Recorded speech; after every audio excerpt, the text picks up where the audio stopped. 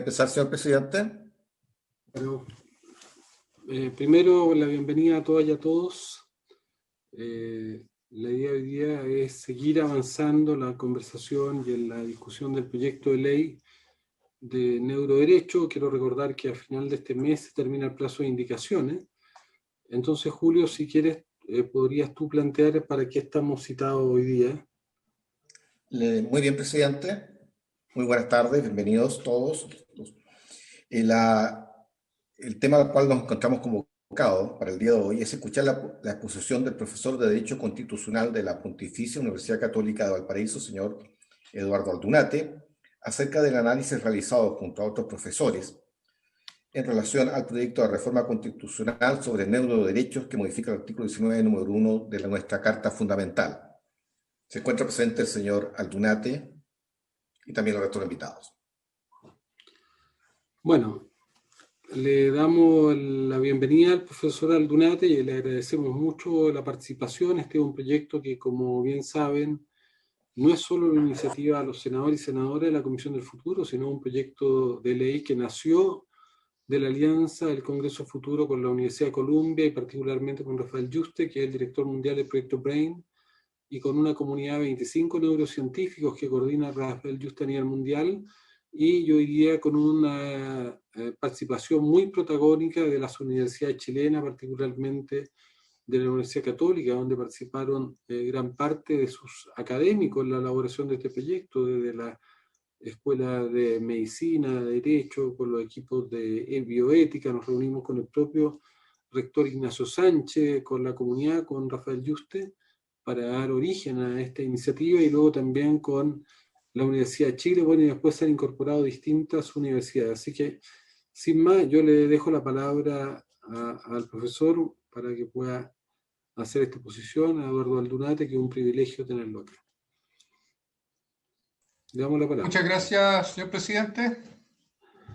Voy a operé la cámara solamente para saludar porque me dijeron desde la parte técnica que era mejor que operara sin video por el tema de conexión. Así que le pido autorización para exponer solamente con audio. Se le escucha bien, don Eduardo, en este momento. ¿Sí? Sí, se entonces le escucha perfecto. Está funcionando perfecto, Eduardo. Si hay problema, te avisamos mejor. Perfecto. Muchas gracias, señor presidente. Muchas gracias por la invitación. Me siento muy, muy honrado. El Senado es particularmente destacado en la historia institucional. Para nosotros, los profesores de Derecho Constitucional, es siempre un honor concurrir y colaborar. Yo he leído los antecedentes del proyecto acepté la invitación y me mostré disponible solamente para hacer presente algunas de las opiniones, repito, son opiniones de lo que yo creo que pudiera aportar desde la perspectiva de la forma en que el proyecto se concreta. Desde el punto de vista político, aunque creo que no me corresponde, de todas maneras quisiera felicitar a los autores por su iniciativa. Esto es justamente una materia que requiere atención. En la Católica de Valparaíso, en la Facultad de Derecho, tenemos un núcleo de inteligencia artificial y tecnología, y justamente ahí ha surgido este tema, y por lo tanto el hecho de que Chile se esté haciendo cargo de esta necesidad es particularmente auspicioso. Como digo, aun cuando es un pronunciamiento político, me congratulo de que el Senado de la República esté con visión de futuro. Ahora, lo que voy a decir tiene que ver justamente con la idea de hacer que este proyecto, que me parece sumamente afortunado, ojalá pueda llegar a una formulación lo más adecuada o la mejor posible, ya desde el punto de vista de los derechos fundamentales o la consagración de los derechos fundamentales, particularmente de cara al proceso constituyente o de reforma constitucional que tenemos presente este año, porque obviamente que una cosa es lo que se vaya a hacer en términos de la propuesta y otra cosa es lo que sigue haciendo con plena facultad el Congreso de la República mientras tanto. Y aquí, dentro de las ideas que estaban contenidas en el informe, ¿no es cierto?, y en la moción, yo quisiera permitirme algunas observaciones desde el punto de vista, como decía, si es que se puede usar el término en derecho, porque aquí siempre hay un componente, si se quiere, político, pero el elemento más técnico. El elemento más técnico tiene que ver con la forma como, en definitiva, el proyecto está planteado en ese primer informe. Y si se me permite compartir pantalla, solamente para efectos de chequear que... Puede presidente, compartir, don Eduardo. Está habilitado. gracias. Voy a presentar aquí, ¿no es cierto?, el informe que yo he marcado con algunos colores solamente para preparar la exposición. Entiendo que esa es la versión que está vigente a estas alturas del trámite constitucional. No sé si ha cambiado, si ese es el último del último informe o el primer informe de la discusión en general que yo tengo. ¿Mm? Bien, entonces solamente quisiera hacer algunas observaciones, como digo, son 4 que tienen que ver con los colores o los marcados que están ahí en la presentación. Lo primero es que en la forma como aparece redactado, más que de una innovación, o sea, más que simplemente agregarse algo, que en este caso entiendo yo que es el contenido normativo novedoso que tiene el proyecto, se produce un primer efecto reflejo en la medida en que no solo se agrega, sino que también se condiciona y de alguna manera podría entenderse que se limita la consagración actual de la integridad física y psíquica. ¿Por qué se produce esto? Porque en la forma como está planteado, la integridad física y psíquica, en el 19 número 1, ¿no es cierto?, la Constitución asegura a todas las personas la integridad física y psíquica, está planteado como un enunciado general, ¿sí?, que no tiene ninguna concreción particular respecto de todos los amplios contenidos que se pueden desarrollar doctrinaria o jurisprudencialmente. Y entonces aquí lo que se hace con este agregado que está marcado en verde es que se produce una concreción en la fórmula normativa. Y esto implica no solamente que se esté agregando algo, sino que desde el punto de vista de los derechos fundamentales que tienen estas fórmulas tan escuetas, ¿no es cierto?, tan limitadas, uno podría decir que aquí en el fondo hay un condicionante de lo que ya está. O sea, aparte de incorporarse algo nuevo, se está modificando algo, porque uno podría decir, bueno, en realidad el sentido, en la interpretación que se le puede dar a la integridad física y psíquica, es justamente el sentido de una permisión, de un permiso, siendo que tradicionalmente lo que garantizan la integridad física y psíquica es la no intervención, o sea, no que la persona pueda hacer algo como un permiso, sino que justamente haya una barrera de contención frente ya sea a intervenciones corporales, las que son tradicionales para la afectación de la integridad física, o algún otro tipo de actividad que pudiera incidir en la integridad psíquica. Entonces, esa sería una primera observación. La segunda es que se incorpora, dentro de esta idea, ¿no es cierto?, se incorpora un elemento nuevo.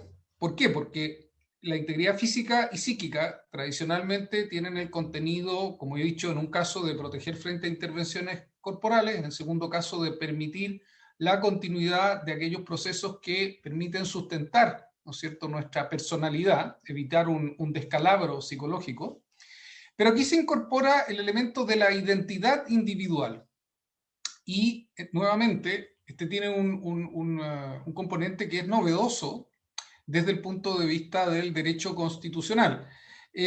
Si aquí lo que se quiere hacer con este concepto es incorporar en esta parte, en la idea de identidad individual, aquellos aspectos de los neuroderechos a los que hace referencia el informe, lo que sería pertinente es que se garantizara, ¿no es cierto?, o se asegurara el derecho a la identidad individual, plenamente distinguible de la integridad física y psíquica, y a ese derecho se le pudiera dar algún contenido, o si se le quisiera dar algún contenido, agregarle algún elemento en la redacción que lo dirigiera hacia el sentido que pretende tener el proyecto. Y esto se ve a su vez aumentado porque en la misma expresión o en la misma fórmula normativa que plantea el proyecto, se agrega que permite a las personas gozar plenamente de la identidad individual y de la libertad. Entonces aquí hay un pequeño problema, o sea, hay un problema, se puede calificar de mayor o menor, en el sentido de que cambia la lógica normativa del numeral 1. ¿Por qué? Porque el numeral de la Constitución que garantiza el derecho de libertad, como lo que la doctrina llama derecho de libertad general, ¿no es cierto?, es el 19, número 7, que no se reduce, como a veces se piensa, a la libertad ambulatoria, a la libertad de desplazarse. Esa está en la letra A y es una consecuencia de la libertad general. Pero el derecho general de libertad inespecífico, llamémoslo así, está en el 19, número 7. Y aquí, de alguna manera, se está asociando a una consecuencia de la integridad física y psíquica. Ahora bien, uno podría pensar que estos son meras cuestiones de detalle y que en realidad aquí lo que abunda no daña. Sin embargo, esto no es tan así en materia de redacción, y lo digo por dos aspectos, fundamentalmente. El primer aspecto es que lo que la jurisprudencia o lo que los tribunales puedan ir configurando como el contenido de un derecho, de alguna manera va dando un horizonte que constituye parte de la garantía de la protección. ¿A qué me refiero con esto? Que el primer nivel de protección de cualquier derecho, primero es saber que ese derecho existe, de ahí la escrituración de los derechos históricamente, y en segundo lugar, tener alguna noción de qué es lo que ese derecho significa. De esta manera, esta innovación, que como digo en su contenido me parece sumamente necesaria y saludable desde el punto de vista de que se saluda una iniciativa como esta, corre el riesgo de debilitar un poco la continuidad de protección de la integridad física y psíquica. Entonces, a través de la incorporación de otros elementos que, como digo, de alguna manera pueden desperfilar su contenido. Y lo segundo es que cuando yo incorporo en un derecho fundamental elementos adicionales a los que tiene, no solamente estoy incorporando la protección, sino que muchas veces estoy incorporando también la forma o los argumentos que permiten algún tipo de afectación. ¿Por qué digo esto? Si uno está en los casos de la integridad física y psíquica y quisiera incorporar los neuroderechos en una categoría similar, lo que corresponde es algún tipo de inviolabilidad. ¿Qué significa esto? Que el Estado u otras personas, si se quiere, no pueden llegar a afectarlo. Si en cambio yo incorporo el elemento de libertad, la libertad implica que el individuo puede realizar una acción. Y como puede realizar una acción, esa acción puede ser regulada. Esto tiene que ver con lo que está marcado en amarillo más abajo y a lo que me voy a referir. Y como puede ser regulada, se abre, ¿no es cierto?, un ámbito donde la protección de alguna manera se hace relativa al contenido de regulación que se pueda tener. Entonces, en ese sentido, y respecto de lo que está marcado en verde, yo me permitiría sugerir, y presidente y demás asistentes de la comisión, quedo disponible ¿no es cierto?, si la comisión así lo estima, de plantear estas ideas más acabadamente por escrito, ¿no es cierto? Pero yo sugeriría separar la consagración de estos derechos de las actuales disposiciones sobre integridad física y psíquica. Por una parte, porque en lo que he comentado ahora, lo que está marcado en verde, se produce de alguna manera una modificación, o se puede producir una modificación de la integridad física y psíquica, y por otra parte, porque el estatus de protección que se le da a esta idea o a esta noción normativa nueva no queda tan claro a partir de los conceptos de identidad individual y libertad. Creo que, o mi propuesta sería más bien llevarlos a algún tipo de inviolabilidad. Ahora, hay otro argumento que me parece importante, nuevamente aquí, presidente, señores senadores, me voy a permitir una opinión política, pero que desde la perspectiva constitucional no deja de ser relevante. Ya que se ha estimado conveniente u oportuno entrar en esta regulación, quizás lo que corresponda es darle un sitial propio en la Constitución. No tratar de incluirla al alero de algún otro derecho. Para esto no se necesita un numeral 1 bis, ¿no es cierto? No necesitamos entrar al 1 bis. Basta con una fórmula que podría estar dentro del mismo 19 número 1, pero como un precepto aparte y separado. Ahora no me encuentro en condiciones para proponer una redacción acabada, pero perfectamente se puede poner como una integridad o una inviolabilidad, ¿no es cierto?, a los procesos mentales o a los procesos neuronales, o como sea que el aspecto científico parezca más pertinente denominarlo. Creo que eso realzaría mejor esta innovación, que además me parece muy relevante, en primer lugar. Segundo, creo que aclararía mucho más la discusión y eventual, es eventual porque depende de lo que suceda, pero la eventual propuesta en un catálogo de derechos de una nueva constitución, de tal manera que esto que se está reformando ahora, si el proceso sigue uno de los cursos posibles, que es que se adopte un texto y que se plebiscite y sea aprobado, pues que esta innovación pase, ¿no es cierto?, con un estatus propio a una nueva constitución. Y en tercer lugar, por un elemento que es quizás el más importante, ¿no es cierto? Yo he entendido que aquí ha estado el profesor Yuste, ¿no es cierto?, un pionero en estas materias, porque resulta que, aun cuando esto a nosotros nos parece muy novedoso, y lo es, todavía no podemos avisorar cuál va a ser el desarrollo futuro. O sea, se pueden hacer algunas proyecciones, pero muy probablemente el desarrollo nos va a sorprender o vaya a sorprender a las generaciones después de nosotros muy rápidamente, como de hecho ha sucedido en los últimos 30 o 40 años, ¿no es cierto? Entonces, si se consagra un derecho con una denominación nueva, va a estar en mucho mejor condiciones como para, de alguna manera, recoger en cuanto derecho originalmente concebido frente a estos cambios tecnológicos, para acoger y, aunque la metáfora no es muy elegante, pero para digerir e incorporar en el contenido normativo los cambios futuros que, a diferencia de lo que sucede si se quiere tratar de articular necesariamente dentro de la integridad física y psíquica, que, como digo, desde el punto de vista normativo no queda completamente congruente o armónica. Eso respecto de la primera parte.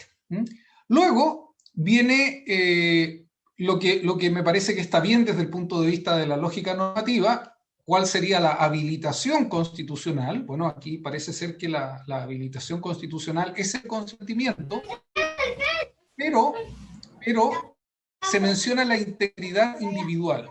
Entonces, nuevamente, un concepto nuevo, que no parece ser exactamente el de identidad individual, ni parece ser exactamente coincidente con, o queda la duda al menos, con el de integridad física y psíquica.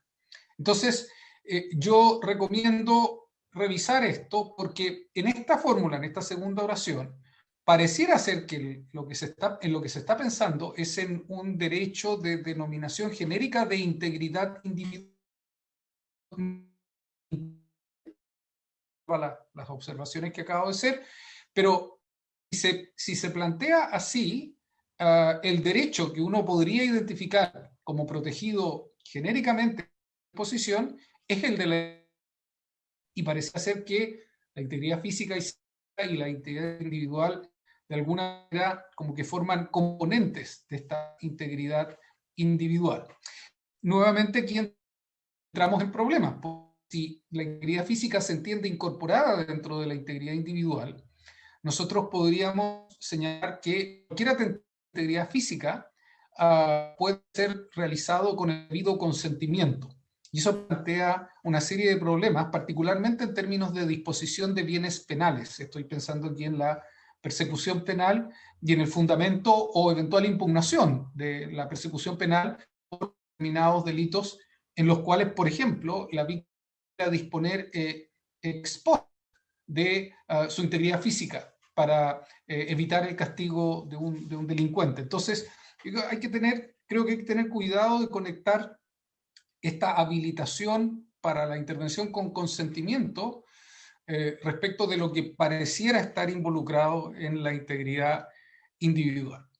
Y por último, respecto de lo planteado en amarillo, cuando se trata de proteger algo, por ejemplo, como en los casos de integridad física y psíquica, cuando se trata de evitar una intromisión indeseada, que parece ser esto es lo que está quedando, ¿no es cierto?, en el proyecto, la figura de limitar el derecho, la verdad es que técnicamente no corresponde. Lo que se limita, o los derechos que se limitan, son aquellos que permiten un actuar, que por definición puede ser expansivo y por lo tanto yo tengo que poner un límite, o los derechos como el derecho de propiedad, en que yo puedo ejercer ciertas facultades y por lo tanto la ley o eventualmente la Constitución tiene que constreñir esas facultades, por ejemplo, para que yo no destruya mi casa declarada monumento histórico. ¿Por qué? Porque las inviolabilidades, las protecciones a la integridad no se ejercen. Yo no ejerzo mi integridad física y psíquica, las tengo, me protegen frente a intromisiones, frente a invasiones, pero es difícil pensar en la forma jurídica de limitar mi integridad física y psíquica. Y en estos casos, entonces, lo que se plantea es que solo la ley podrá establecer los requisitos para intervenir este derecho, fórmula que de alguna manera ya está presente en la frase anterior, con la idea del aumento, disminución o perturbación sin consentimiento. O sea, lo que aquí se podría hacer es simplemente establecer que este derecho no podrá ser afectado, sino en virtud de una ley y solamente contando con el consentimiento de la persona afectada. Esa sería la estructura, digamos, más adecuada. Si se mantiene la idea de limitación, queda planteada, o el texto da a entender que de alguna manera el legislador podría relativizar nuevamente la idea de los neuroderechos o cualquiera que se desprenda de la idea de integridad individual y rebajar su estatus. Y yo entiendo que cuando se quiere hacer o consagrar una seguridad a nivel constitucional, justamente la idea fundamental de la protección es la protección frente al legislador. O sea, hacemos la reserva legal para que sea el legislador el que tenga que regular, pero también ponemos un detente a las facultades del el legislador.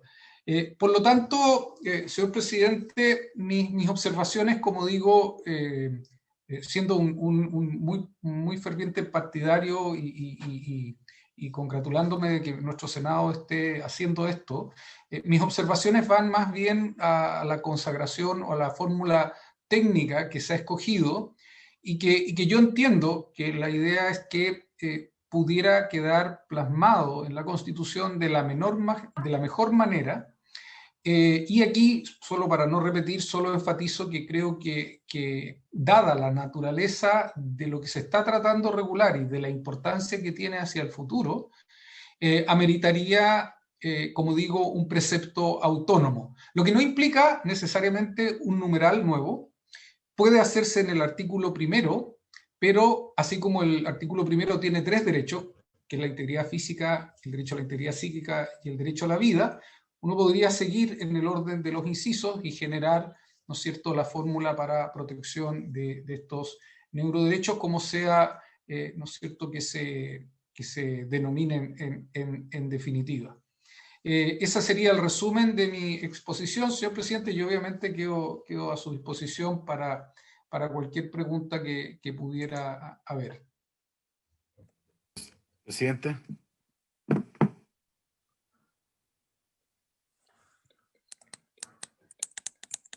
Antonio. Gracias, presidente. Primero agradecerle a don Eduardo, digamos, la intervención, que es un tema complejo y creo que por lo menos aclaró, y creo que este asunto de las explicaciones vía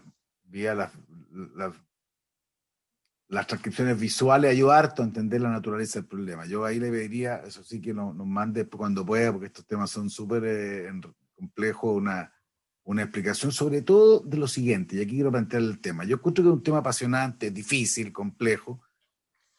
A mí las cosas que más me atrajo cuando vimos el proyecto era incorporarlo en el artículo 19, número 1, porque creo que eso tiene una fortaleza, tiene una energía, tiene una relevancia muy importante, porque también había otra alternativa, por así decirlo, colocarlo en el último lugar, porque esto no es tan fácil llegar y, usted sabe, don Eduardo, modificar los numerales de la Constitución, están todos, además tan referenciados en otras leyes, entonces no es tan complejo, habría que oír un poquito al final, oír alguna de las garantías, o darle esta connotación existencial, porque cuando uno habla de la integridad física y psíquica, está hablando de lo más importante que por algo está ahí, digamos. Entonces, no sé, yo entiendo su aprehensión respecto de cómo establecer un derecho también a la vez se le plantean requisitos de exigibilidad o de defensa que lo hacen de una redacción compleja. Yo creo que sería importante ver, yo sé que usted, entre la sugerencia está eventualmente alterar el lugar donde se pudiera poner, pero también yo no sé si podemos buscar una fórmula, no sé, ¿no? Porque me pareció interesante el punto, es quizás con una redacción distinta, digamos, mantener la conformación en ese lugar, que yo creo que es bien emblemático, porque esto no hemos tomado y en eso con harto empeño que esto salga, digamos, pero también que salga a lo grande, ¿no? Y eso es un poquito el tema político que yo quería incorporar, porque para que sea justamente se produzca este debate, y tiene toda la razón, uno no sabe dónde vamos, esto es, bueno, yo por más que, no sé si ustedes leyeron ayer, no, ustedes saben mucho más que alguna entrevista a esta niña de Harvard que le gusta tanto al presidente, digamos, que nos habla, digamos, de cómo los datos, Google se hace cargo, digamos, o pone, no sé si en riesgo, no sé si en amenaza, no sé si pero obviamente influye mucho en la democracia y en conceptos muy profundos, digamos. Entonces no sé si poder redactar o buscar alternativas en esa línea. Yo creo que es verdad que estamos, bueno, cuando uno construye por primera vez, tiene que correr ciertos riesgos y probar ciertas formas, a ver cómo queda más adecuado, pero encuentro buen punto lo suyo respecto de cómo a veces, digamos, la armonía de las normas pueden generar a veces no la defensa suficiente o clara que uno busca. Entonces yo simplemente siento que tengo que irme después a otra comisión. Entonces quería sugerirle, digamos, si dentro de lo que usted nos puede mandar hay alguna forma de redacción diferente y ojalá no abandonando ese articulado. Yo sé que esto es un tema quizás más jurídico que científico, pero jurídicamente aquí hay varios abogados, nos damos cuenta de lo importante que es, digamos, darle ese carácter del número 1, que es todo una simbología respecto a la relevancia. Gracias, presidente.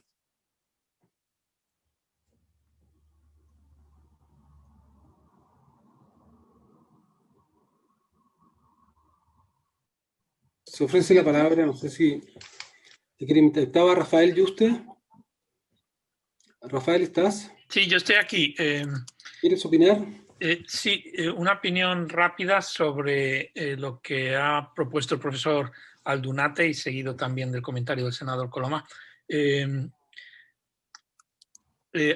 La cuestión de cambiar la palabra limitar por la palabra intervenir me parece muy razonable y yo creo que sigo con el razonamiento del profesor Aldunate y yo creo que sería un buen cambio en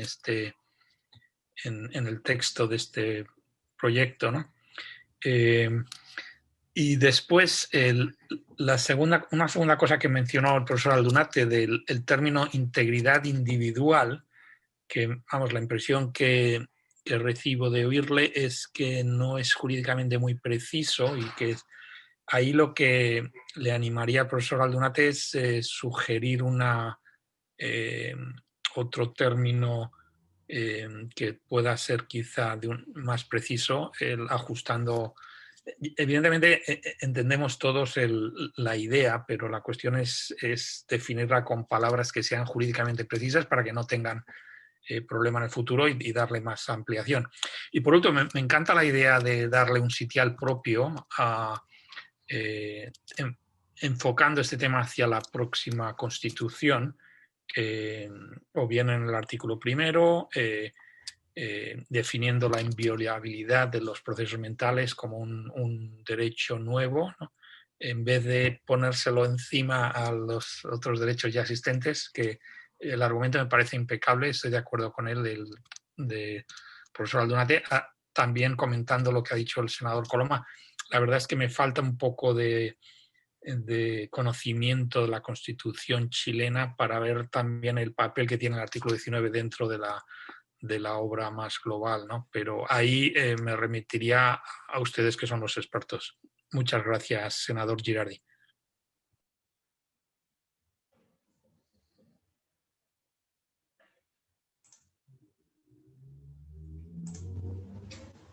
¿Te ofrece la palabra? ¿Te ofrece la palabra? Senador, quisiera... Paulina. Sí. Según lo que entiendo, y el profesor Aldunate está hablando de que en el mismo numeral 1, o quizás como un derecho autónomo, se podría dar la inviolabilidad neuronal. En ese sentido, a la actividad neuronal solo puede accederse, registrarse, intervenirse en los casos previstos por la ley, con el consentimiento de la persona afectada o de quien lo represente. Y ahí quería técnicamente como un derecho autónomo. Jurídicamente se entendería bastante mejor pero dejarlo como dentro del artículo 19, número 1. Yo creo que esa es lo que hemos estado conversando con el profesor Aldunate, que se hablaría de la inviolabilidad neuronal. Creo que ahí queda bastante más redondo y técnicamente más perfecto, como ese derecho autónomo. En cuanto a la ley como está redactada en este momento, el 19 número 1, la ley solo puede, en los casos previstos por la ley, con el consentimiento de la persona, esa inviolabilidad. De lo contrario, no se entiende la redacción actual, porque significaría que la ley puede, ¿cómo se llama?, restringir este derecho que siempre se ha discutido como inviolable. Eso quisiera agregar, señor presidente.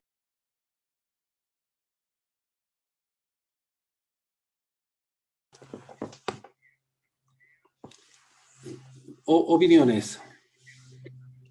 ¿Más palabras? Bueno, mira, yo quiero agradecerle muy interesante la presentación. Estaba pidiendo el Diego Izquierdo, según veo, Guido. Ya, ¿le puedo dar la palabra? Sí, tómala nomás. Muchas gracias, señor presidente. Diego Izquierdo, del Ministerio de Ciencia. Primero que todo, por su intermedio, saludar a todos los presentes y agradecer al profesor Aldunate por su exposición. En primer punto, nos parece interesante el uso digamos, de una técnica legislativa de inviolabilidad, y en ese sentido quería hacer, si se me permite, señor presidente, por su intermedio, un par de preguntas al profesor. La primera es que en el párrafo final del numeral primero del artículo 19, en estricto rigor, hay una prohibición o inviolabilidad que tiene que ver con el apremio legítimo. Si a usted le parecería de que tal vez debiera hacer una inserción como de ese tipo, sea en ese párrafo o como un nuevo párrafo final, para ordenar, digamos, el número 1 del artículo 19. Eso como primera pregunta. Y en relación a la redacción de esta reforma constitucional, o proyecto de reforma constitucional, quería consultar al profesor respecto de, primero, el uso de la voz, cualquier mecanismo tecnológico, considerando que esto se aplicaría a toda la garantía de vida, integridad física y psíquica. Si parece muy extenso en ese sentido, dado que no está circunscrito a lo pertinente a lo que es neuroderechos o como dijo la profesora Ramos, de inviolabilidad neuronal. Y luego, si es que su opinión también en relación a que se haga referencia expresamente al consentimiento, siendo el consentimiento un acto personal que tiene que ser hecho, digamos, en fase consciente de la persona, y si es que eso no pareciera eventualmente restringir ciertas situaciones límites, sobre todo vinculadas a, por ejemplo, temas vinculados a la salud, donde la salud o la conciencia de la persona está comprometida. Eso es, presidente. Muchas gracias.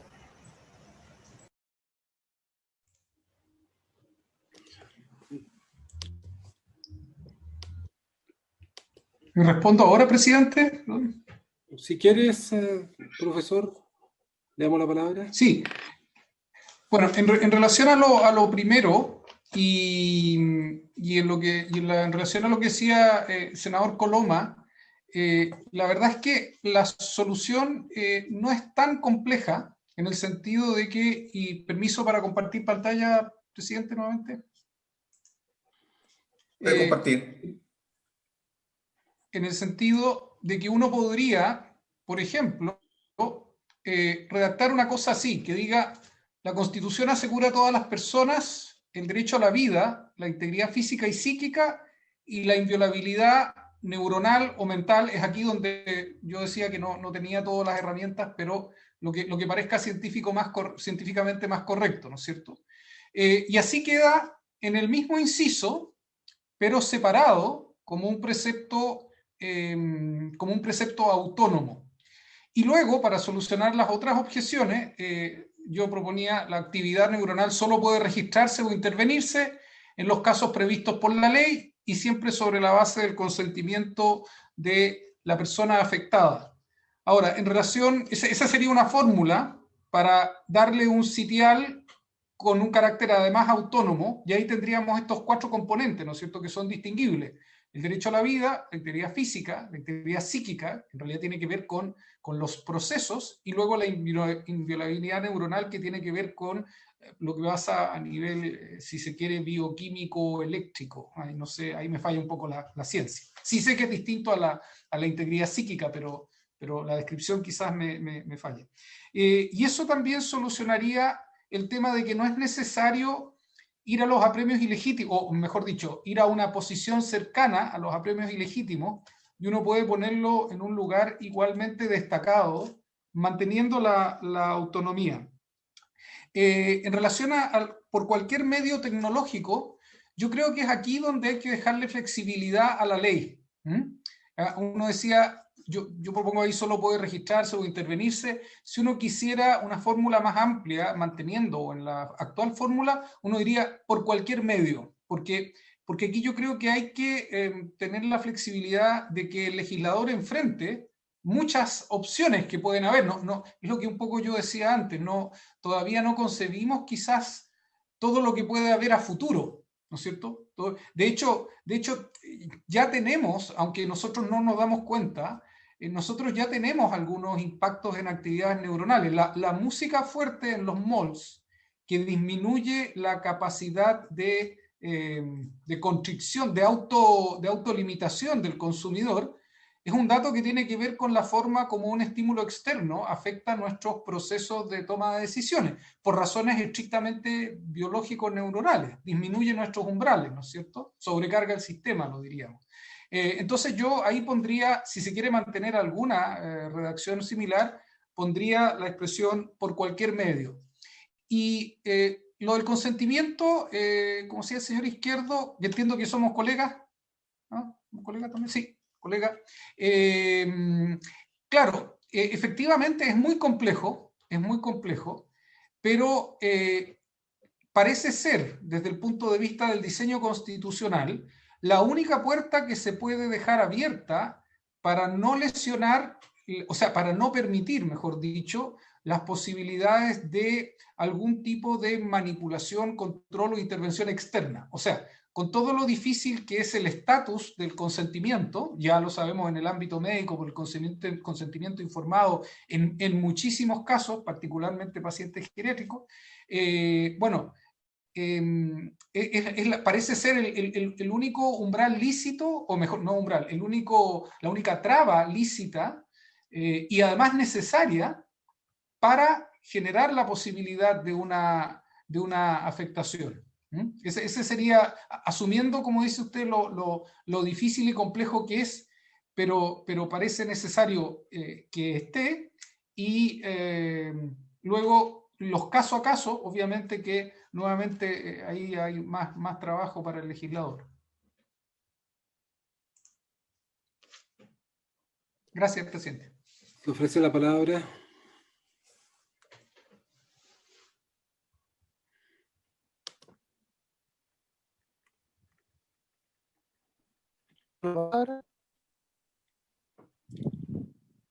¿Sí, quién?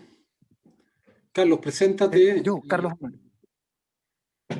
Muy bien, senador, muchas gracias. Mi nombre es Carlos Amunátegui, soy profesor de la Universidad Católica y, bueno, quería hacer un par de pequeñas observaciones sobre la redacción actual, a diferencia de lo que propone el profesor Aldunate.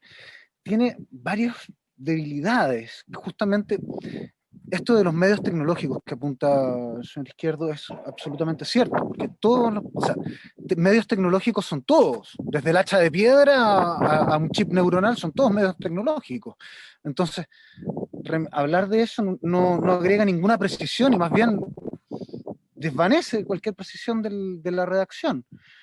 Por otro lado, dejando un poco de lado incluso la parte constitucional, la bajada legislativa tiene algunos problemas. En un país donde, por ejemplo, tenemos una ley de protección de datos compleja, bastante mala y anticuada, la protección que podemos entregar a los datos neuronales es igual de mala.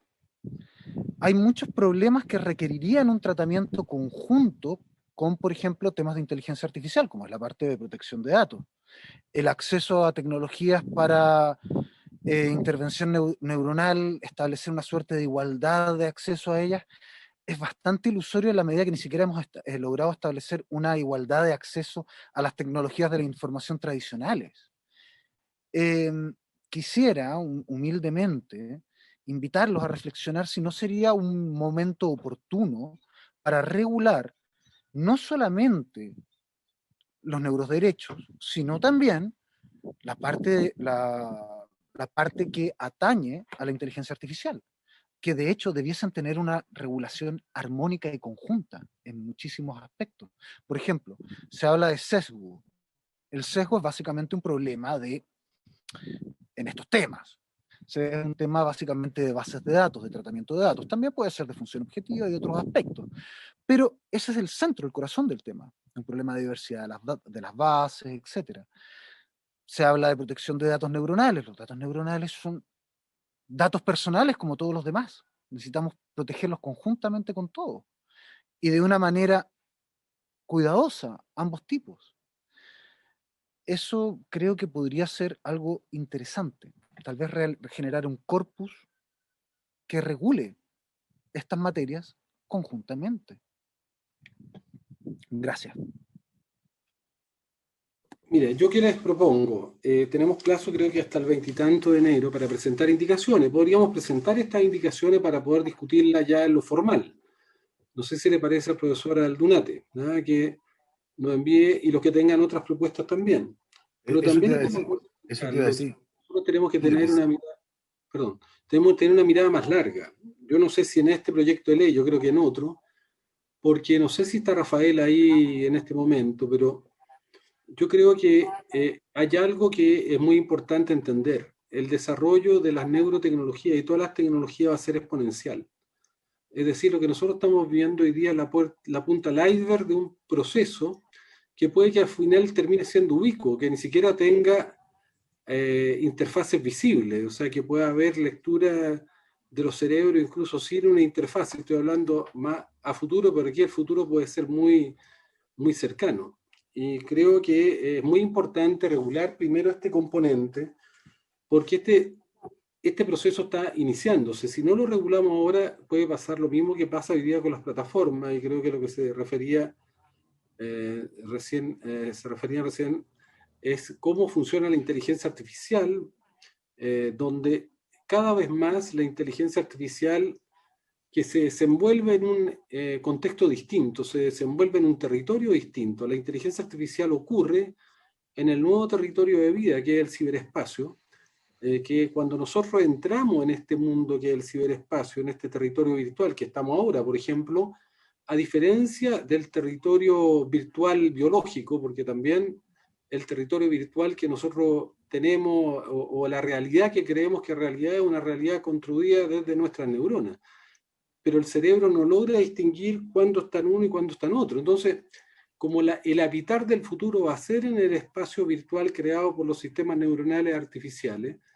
este espacio se diferencia del mundo real que nosotros tenemos, que no tiene ninguna regulación, que es el paraíso de un mundo desregulado, y no tiene regulación de ningún tipo, y está totalmente abierto no solo a la colonización salvaje, sino a la apropiación brutal de los datos, del poder, y por lo tanto es un mundo que para el humano, si no tomamos resguardo, puede ser tremendamente nocivo a futuro. Además es un mundo donde nos pueden empezar a neuroprogramar y donde pueden empezar a ver todo un constructo de emociones, de experiencias que son de diseño y que no son humanas, sino que son algoritmos que las diseñan para nosotros y nosotros las vamos a haber vivido, sentido como si fueran propias.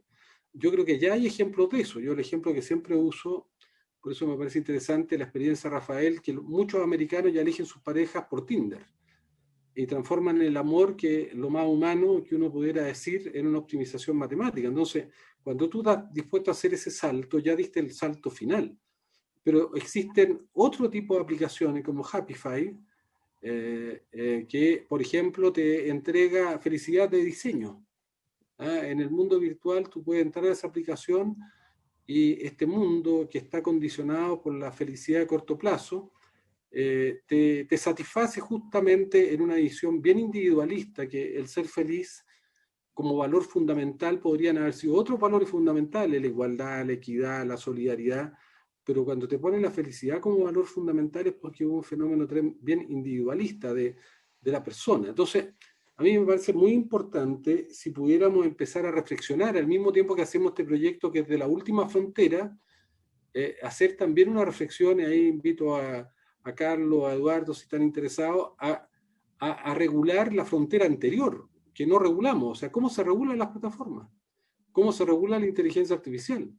Porque la inteligencia artificial no la produce la neurotecnología, y ahí hay una diferencia, que se conectan directamente a nuestro cerebro. Hoy día la inteligencia artificial está producida fundamentalmente por los datos que obtienen las plataformas, por los modelos de predicción que tienen, y finalmente porque el combustible que mueve los motores del siglo XXI, que son los algoritmos para producir inteligencia artificial, son los datos. Entonces, ¿cómo regulamos ese mundo? Rafael, ¿estás ahí? Sí, estoy aquí. Oye, lo otro, Rafael, que yo te quería preguntar, mira, estuve viendo la experiencia de un neurocientífico francés, que es el editor de una de las revistas de neurociencia francesa, que se llama Sebastián Boller, B-larga O-H-L-E-R, que él trabaja en lo que se llama la neurociencia existencial.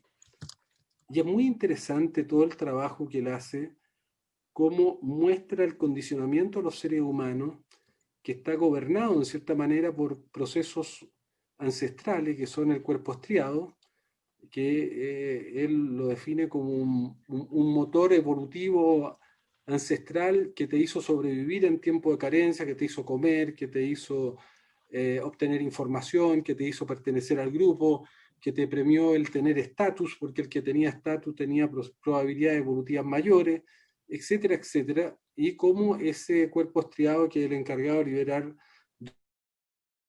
y por lo tanto en un mundo de abundancia creada por la tecnología que generó tu corteza cerebral, que es posterior, te sigue condicionando a tener más, a crecer, a tener más estatus, a tener más salario, a tener más de todo, y impide en cierta manera la reflexión altruista. Entonces él plantea que los valores fundamentales que mueven a nuestra humanidad, producto de la influencia que tenía el cuerpo estriado, son crecimiento, productividad,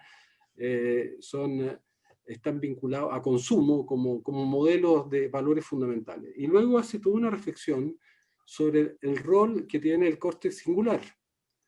como un componente que justamente tiene que buscar la armonía y la coherencia entre los valores y las prácticas. Entonces plantea que cuando hay disarmonía y cuando el corte singular no puede establecer esas armonías y esa coherencia, libera, en vez de dopamina, neuroadrenalina o hormonas del estrés, y es que tiene toda una teoría muy interesante de cómo nosotros finalmente también tenemos un comportamiento que está muy determinado también por este conflicto o esta tensión que hay entre el córtex singular y el cuerpo estriado. Yo lo llamo la lucha entre los estriados y los singulares. Es muy interesante, yo realmente te lo recomiendo porque me gustaría que lo leyeras. Tiene 2 libros, uno se llama Le But Humain y el otro El sentido de la vida. Yo te lo recomiendo porque me interesaría mucho saber tu opinión, porque yo lo encontré tremendamente interesante y novedoso su punto de vista. Entonces, no sé si has podido mirar un poco de eso, si has escuchado o lo has visto él. No conozco este trabajo y estos libros, pero lo miraré gustoso e informo de vuelta. Pero las ideas del cuerpo estriado, la dopamina manejando el comportamiento no solamente de los humanos, sino de todos los animales, es una cosa bastante establecida. Y la corteza singular sirviendo como una especie de sobrepeso donde se toman las decisiones, también es una cosa establecida ya. Estas cosas que dice el senador Girardi encajan con lo que yo sé de la neurociencia. ¿Sí? Lo que pasa es que es muy interesante, ¿por qué? Porque cuando estamos hablando de redes sociales, por ejemplo, él plantea que producto que nuestro cuerpo estriado está activo, en el pasado premiaba la constitución de comunidad, porque solo no podíamos sobrevivir, y liberábamos dopamina al generar comunidad que eran familiares, tribales, y luego entonces dice, bueno, hoy día, como el cuerpo estriado sigue activo, tú generas comunidades virtuales y liberas dopamina cada vez que construyes amigos.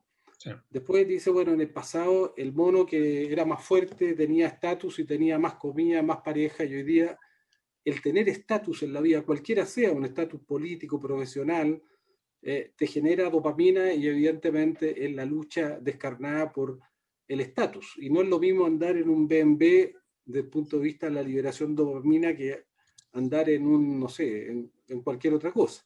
Después dice que la información, la necesidad de información era tan importante, si tú veías una huella león o una huella gacela, porque una era la muerte y la otra era la sobrevivencia, que tú liberas dopamina frente a la información. Y hoy día tú estás condicionado dopamínicamente para, después uno libera dopamina para el gasto más eficiente, o sea, mientras más actividades puedas hacer con el menos gasto energético, tú liberas dopamina justamente porque era fundamental, había poca capacidad de energía.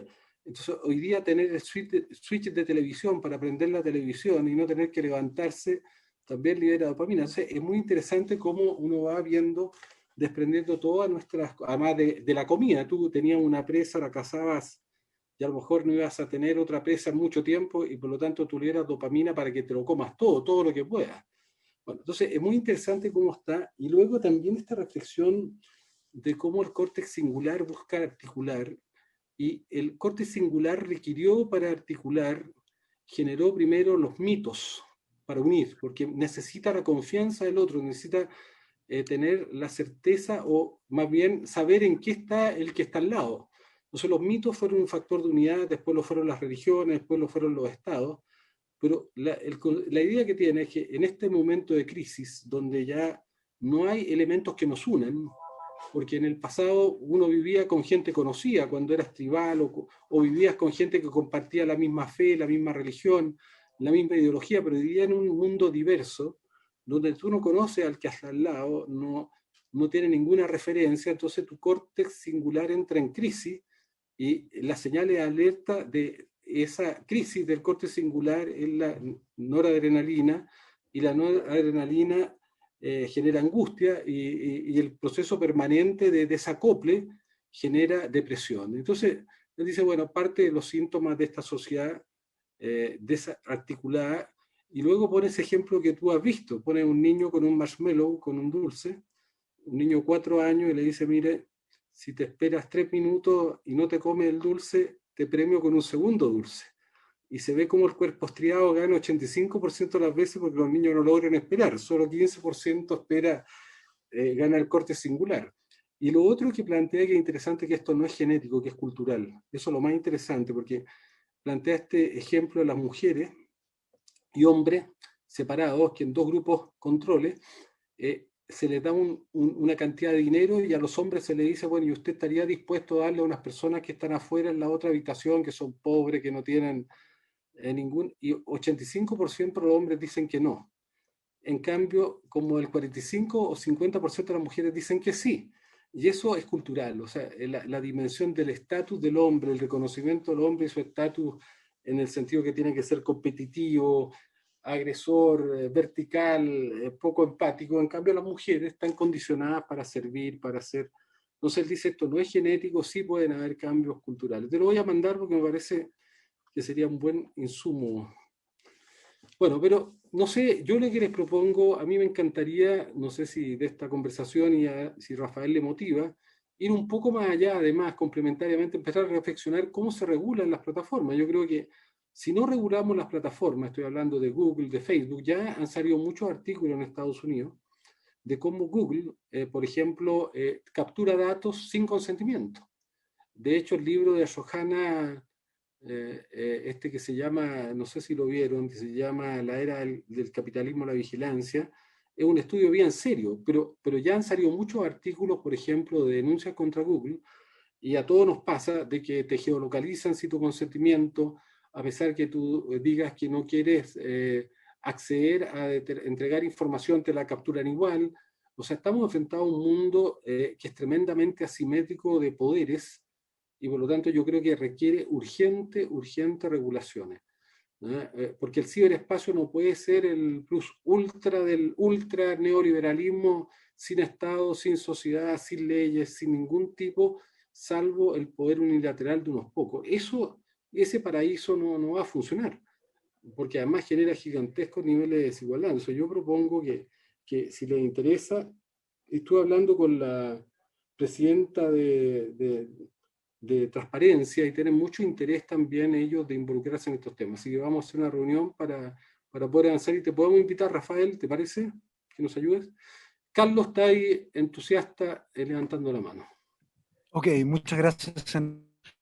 Sí, efectivamente, o sea, a ver, básicamente el uso a contar del año 2012 más o menos, que se empezaron a implementar los nuevos algoritmos de inteligencia artificial, que no son tan nuevos, sino que son bastante antiguos. En realidad las redes neuronales son del 57, incluso ya en el 50 Marvin Minsky las usaba, pero desde que se empiezan a utilizar en el 2012 masivamente, después de que el algoritmo AXNet logró triunfar en la competencia de ImageNet, la concentración de las grandes de influencia de las grandes plataformas de Internet ha crecido. O sea, hoy día uno puede mirar y básicamente la red está dividida en 2 partes. Hay como una especie de bula intercaetana. Por un lado está el este, China, que tiene su propio universo aparte, pero en Occidente básicamente son 4 compañías que dominan la red. Y el poder de estas compañías es enorme. No tienen ningún tipo de accountability. O sea, nosotros pedimos, por ejemplo, que en esta república no haya una discriminación racial, una discriminación sexual, una discriminación por género, una discriminación por condición social. Sin embargo, no sabemos qué tipo de algoritmos ni qué sesgos contienen los algoritmos que ocupan estas plataformas. Por lo demás, el poder que tienen es, o sea, es pasmoso. Entiéndase, no es santo de mi devoción en absoluto, pero es impresionante que que las plataformas puedan acallar al presidente de Estados Unidos sin ningún problema. Por nefasta que sean muchas de sus políticas, es impresionante. Creo que por lo menos una exigencia de que se respeten, o que a lo menos podamos exigir una cierta accountability respecto al respeto de determinados valores básicos dentro de, no es que nosotros como sociedad a través de nuestra constitución juzgamos básicos para la convivencia, como por ejemplo la no discriminación, sería altamente positivo. Creo que es un elemento que, por ejemplo, hoy día no está realmente en el debate legislativo. Además, vayamos... Cambridge Analytica, que escandalizó al mundo en 2016, hoy día es la práctica habitual. Hoy día es casi un modus operandi para montar una campaña política. Por tanto, esto puede afectar la estabilidad misma de nuestras instituciones democráticas, que ya tambalean suficiente, creo yo. Muchas gracias, senador. Se ofrece la palabra, no sé si hay más comentarios. Señor presidente. Sí. Diego Izquierdo. Bueno, con su permiso, señor presidente, quería hacer una pequeña reflexión respecto de la propuesta que planteó el profesor Aldunate de incorporar dentro del primer párrafo, el número 1 del artículo 19, la inviolabilidad neuronal. Yo solamente quiero hacer presente que todo nuestro sistema normativo, desde el Código Sanitario, el Código Penal, la Ley de Violencia Intrafamiliar y otros cuerpos legales, están estructurados desde la lógica de separar vida e integridad de integridad física e integridad psíquica. Por lo tanto, corremos el riesgo de dejar fuera de normativa, protecciones y tutela que está amparado para la integridad física y o psíquica si lo incorporamos como un cuarto elemento de la garantía número 1. Dicho eso, nosotros compartimos la idea de mantener este nuevo elemento dentro del numeral primero del artículo 19, pero creemos que tiene que ser una profundización y un énfasis de la protección de la integridad, y en esa línea poder desarrollarlo tal vez como un párrafo segundo, tal vez como un párrafo cuarto. Ahí habría que ver la ubicación sistemática, pero podría tener un riesgo de, al final del día, de desregulación o de desprotección, el incorporarlo como una categoría distinta de la integridad propiamente tal. Eso, presidente. Muchas gracias. ¿Comentarios? Rafael, ¿algún comentario adicional? Un comentario que le he hecho en privado al profesor Aldunate es utilizar, en vez de utilizar el término inviolabilidad psíquica, mental o neuronal, sería inviolabilidad cerebral, que es más, no es demasiado técnico, neuronal es muy técnico, es como muy médico, y inviolabilidad mental es demasiado general porque ahí también se solapa con la psíquica. Yo creo, para dejar claro que estamos hablando del cerebro, y todo lo que sea entrar y salir del cerebro es lo que es inviolable. El cerebro es inviolable, ¿no?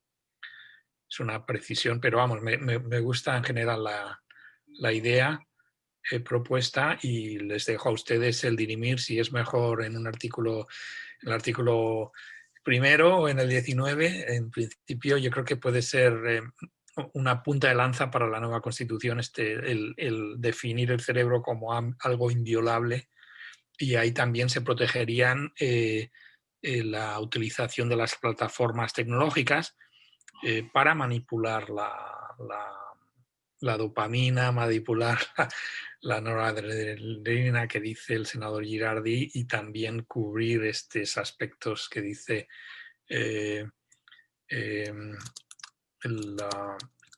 hemos oído de respecto a la manipulación de las redes, ¿no?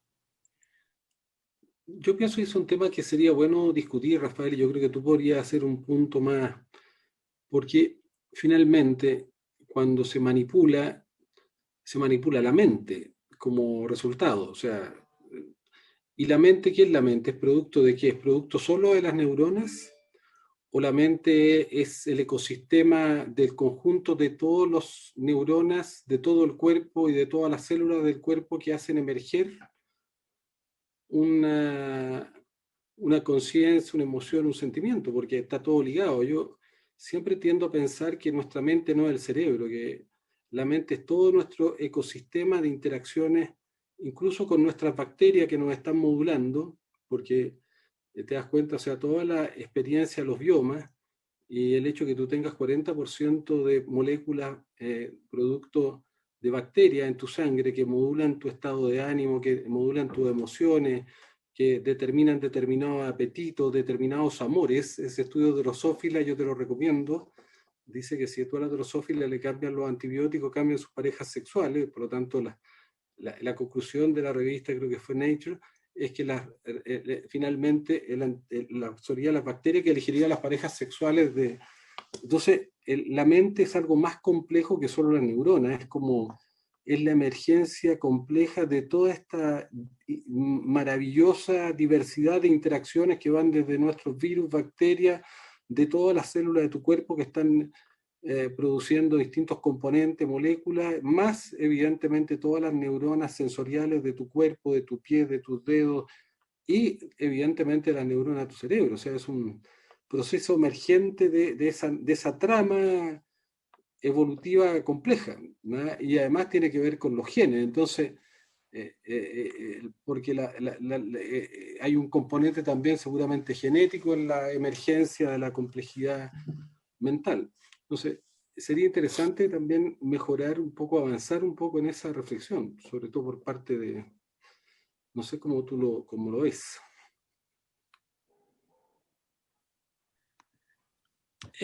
Lo veo bien, pero parte por parte. Yo creo que esto que presentas tú es una hipótesis que no está completamente confirmada en términos del comportamiento humano, aunque sí se puede confirmar en términos de comportamiento de otras especies, ¿no? Pero vamos, yo creo que el ampliar esta discusión del cerebro a los derechos mentales o la protección cerebral mental, yo creo que es buena y pionera, y como hemos comentado antes entre varios, puede ser también una bandera de la nueva Constitución, la primera vez en el mundo que esto se inscribe desde el comienzo en una Constitución, ¿no? Oye, un último comentario, porque para aprovechar a Rafael, al profesor Aldunate, a Carlos, a todos los que están acá. Una de las ideas que tenemos, Rafa, es que en la Convención Constitucional, la Comisión del Futuro ayude a generar insumos en distintas áreas de ciencia, en temas de energía, en temas de inteligencia artificial, insumos para los constituyentes, producto de esta interacción entre el mundo o los mundos académicos, intelectuales, y con evidentemente también actores intelectuales y mundo académico internacionales, que podamos ir generando insumos en ámbitos que son clave y que requieren de fundamentos científicos que son neutros, cada uno los toma si quiere, pero que no están codificados en una toma de posición, ¿ves? Sino que son insumos para que la Convención Constitucional pueda establecer un marco constitucional para el siglo XXI y no lo haga en función de sus antecedentes, experiencias, juicios, prejuicios que tienen que estar más bien vinculados al siglo XX, a la era de la cual provenimos, ¿no? Yo creo que justamente el gran desafío es adecuar todas las instituciones a una nueva civilización, a una nueva era. Podría ser interesante. ¿Y esto cómo se podría organizar? Yo creo que hay que ir generando pequeños documentos de posición respecto a temas, ¿verdad? que están vinculados a lo que estamos discutiendo acá.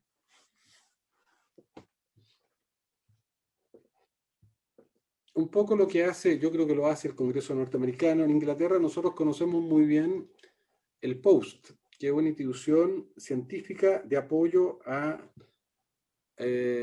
todos los procesos legislativos en Inglaterra, que es muy interesante, y son 2 o 3 páginas respecto a temas de posicionamiento científico, ¿no?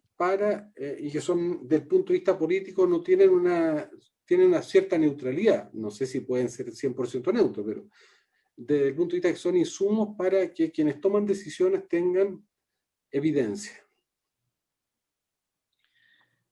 Me parece perfecto. Esto que hemos hablado hoy sería un insumo ya, ¿no? Y se podría hacer una colaboración.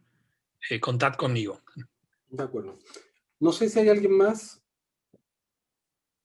¿No? Carlos, de nuevo. Sí, contad cuenten conmigo, por favor. Me gustaría saber cómo implementar esto directamente, cómo empezar. Tú, Carlos, ¿dónde Porque estás físicamente? ¿En qué institución? físicamente estoy en Tunquén. No, Afortunadamente, en Derecho a la Católica. Derecho en la Católica. Soy profesor titular de la Senador- Facultad de Derecho. Senador Ya. Girardi, quisiera comentar una cosa. Me da, Paulina, dele nomás. Mire, senador Girardi, este tema lo hemos estado conversando de los neuroderechos con el profesor Carlos Amunátegui hace tiempo, y también está el doctor y con el doctor y profesor Eduardo Aldunate. O sea, esto ha sido motivo de gran discusión al interior nuestro, y incluso tenemos varios comentarios que hemos tratado de hacer también para la segunda parte, que son indicaciones con el profesor Amunátegui para la ley. Pero la discusión ahora era plantear si había una indemnidad neuronal. Ese era el tema, y que lo hizo también el profesor Aldunate, y que comunidad académica queremos seguir discutiendo y apoyando lo que está haciendo Desafío del Futuro, la comisión que usted preside. Ya, pero mira, nosotros los vamos a invitar a profundizar esta conversación y aprovechamos a invitar a Rafael y la vamos a ampliar un poco. Ustedes mismos pueden mandarnos sugerencias, Carlos y Paulina, ¿les parece? Ya, Rafa, hace frío parece, ¿eh? Cuenten con nosotros. Saludos a todos desde el frío Nueva York. Chao, que te vaya muy bien. Chao, que esté muy bien, gracias a todas y a todos. Gracias.